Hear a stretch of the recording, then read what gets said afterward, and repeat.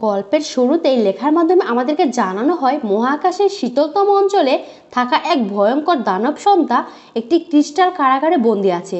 কিন্তু সে all time চায় পৃথিবীতে রাজত্ব করতে এবং জান্নাত নষ্ট করে দিতে। আর মুভিটি শুরু হয় 1944 সালের একটি পটভূমি দেখিয়ে, মানে সে সময় দ্বিতীয় বিশ্বযুদ্ধ চলছে। আর মুভিটি দেখানো হয় এই যুদ্ধকে মিত্রশক্তি আমেরিকান পরাজিত করার জন্য অক্ষশক্তির নায়ক হিটলার কালো জাদুর সাহায্য নয়। আর যে কারণে তার এক স্পেশাল সেনাপতি বাহিরের দুনিয়ায় থাকা সেই ভয়ঙ্কর দানব সত্তাকে মুক্ত করার সিদ্ধান্ত নেয়। আর সেই প্ল্যান মতোই দুজন লোকের সহায়তায় স্কটল্যান্ডে উপকূলে তার বানানো একটি গ্রাউন্ড লেট পরে একটি পোর্টাল ওপেন করে। আর সেই পোর্টালের মাধ্যমে দুইজন লোক এই দুনিয়াতে প্রবেশ করবে। কিন্তু দুর্ভাগ্যের বিষয় হচ্ছে ওই প্রক্রিয়াটি সম্পূর্ণ হওয়ার আগেই মিত্রশক্তি মানে আমেরিকান সেনাবাহিনীর একটি দল তাদের উপরে আক্রমণ করে। আর ওই দলে থাকা তরুণ বিজ্ঞানী একটি গ্রেটের মাধ্যমে এই পোর্টালটিকে ধ্বংস করে দেয়। আর পোর্টালের সাথে সাথে গ্রিগোরিও মারা যায়, কিন্তু তার ওই দুই শীর্ষ ওখান থেকে পালিয়ে যায়। এরপর মৃত্যুশক্তি বাহিনী ওই স্থান ভালোভাবে পর্যবেক্ষণ করতে শুরু করে। আর সেখানে তারা একটি অদ্ভুত লাল রঙের শিশু লক্ষ্য করে। ডান হাতের আকৃতি তার শরীরের থেকেও অনেক বড়। আর এইবার একটি অদ্ভুত শিশুকে দেখতে পেয়ে সেনাবাহিনীরা ওই শিশুটিকে হত্যা করতে চায়। আর তখনই তরুণ সায়েন্টিস্ট তাকে বারণ করে, কারণ সে বুঝতে পেরেছিল এই শিশুটি পোর্টালের মাধ্যমে বাইরের জগৎ থেকে এখানে প্রবেশ করেছে, আর যার উপর রিসার্চ করে হয়তো অনেক কিছুই তথ্য উদ্ধার করা যেতে পারে।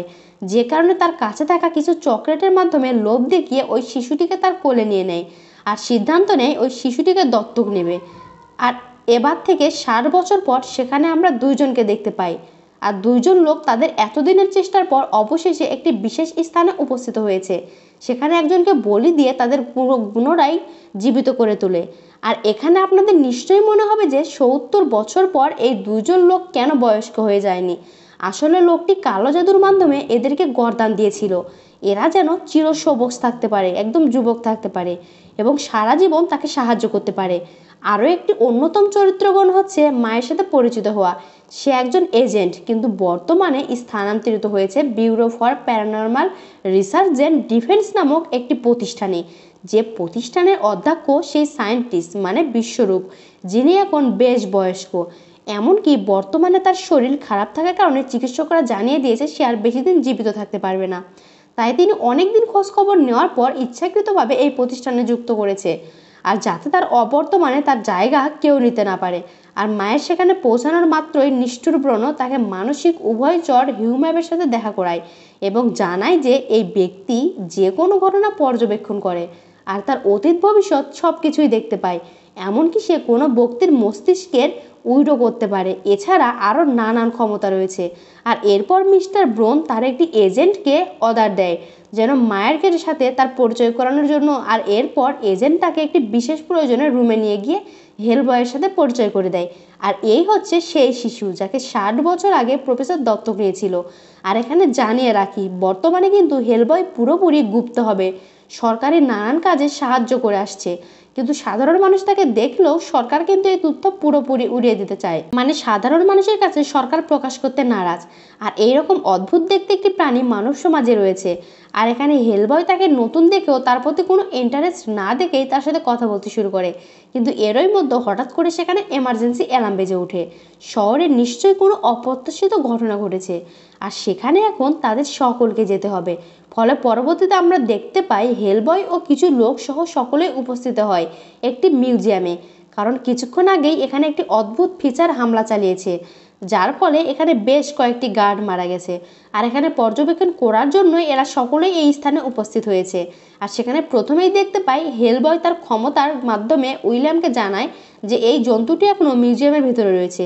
আর যেটা শুনে সে একাই ভিতরে প্রবেশ করে আর কিছু বই পড়ে, জানার চেষ্টা করে এই জন্তুটি আসলে এদিক ভিতরভাবে ওই জন্তুটিকে দেখা মাত্রই তাকে গুলি করে হত্যা করে। কিন্তু ফিরে আসার টাইমে তাকে জানায় ওই জন্তুটি পুনরুত্থানের শিকারের নামে পরিচিত, মানে তাকে এত সহজে মারা সম্ভব না, সে আবারও জীবিত হয়ে উঠবে।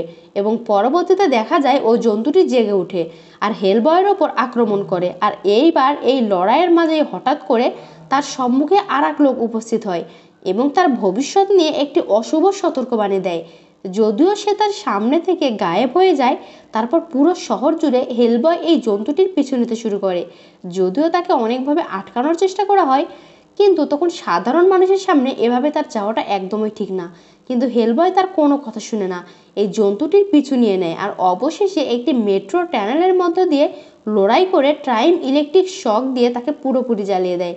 আর অন্যদিকে ওই মিউজিয়াম ভালোভাবে পর্যবেক্ষণ করার পর বুঝতে পারে যে ওখানে ঠিক কি ঘটেছিল।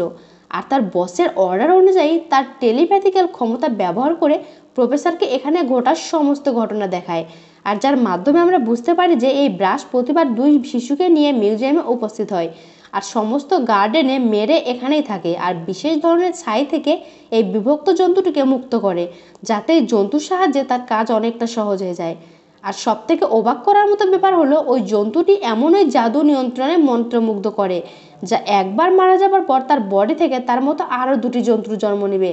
আর যে কারণে আমরা দেখতে পাই হেলবয় ওই জন্তুটিকে মেরে ফেলার পরও তার বডি থেকে নির্গত হয় আরও 2টি জন্তু। আর হেলবয় তার নির্দিষ্ট জায়গায় না ফিরে তার পুরনো বন্ধুদের সাথে দেখা করতে মেন্টাল অ্যাসাইলেমে যায়। আসলে তারা দুইজন একই জায়গায় থাকতো, কিন্তু কোনো এক সময় সুপার পাওয়ার কন্ট্রোলের বাইরে চলে যাওয়ায় সে নিজে থেকেই মানসিক চিকিৎসালয়ে চলে আসে। আর এই মহিলার সুপার পাওয়ার হলো অনেকটাই হিউম্যান টর্চের মতো, মানে যে কোনো জিনিস তার ক্ষমতার মাধ্যমে জ্বালিয়ে দিতে পারে। আর হেলবয় এখানে আসার কারণে সে মনে মনে মেয়েটিকে খুবই ভালোবাসে, তাকে পুনরায় সেই স্থানে ফিরিয়ে নিয়ে যেতে চায়। কিন্তু মেয়েটি ওই স্থানে ফিরতে রাজি না। কিছুক্ষণের মধ্যেই দেখা যায় কিছু লোক ওই স্থানে উপস্থিত হয় আর হেলবয়কে ফিরিয়ে নিয়ে যায়। আর এইবার সেন্টারে ফিরে হেলবয় তার ক্ষতস্থান পরীক্ষা করে আর দেখে একটি ডিম, আর এটা পরীক্ষা করে জানায় এই ডিম আসলে ওই জন্তুটির যাকে কিছুক্ষণ আগে হেলবয় হত্যা করেছে। আর এই কথা শুনে সবাই তো অবাক হয়ে যায়। আর ওই টাইমের মতো ডিম দিতে পারে সেই, তাহলে ওই টানেলের মধ্যে আরও কত ডিম ত্যাগ করেছে। তাই হেলবয় সিদ্ধান্ত নেয় পরের দিন ওই টানেলে যাবে এবং সেখানে থাকা সমস্ত ডিম উদ্ধার করবে। আর এইদিকে ওই রাতে একটি অস্বাভাবিক ঘটনা ঘটে।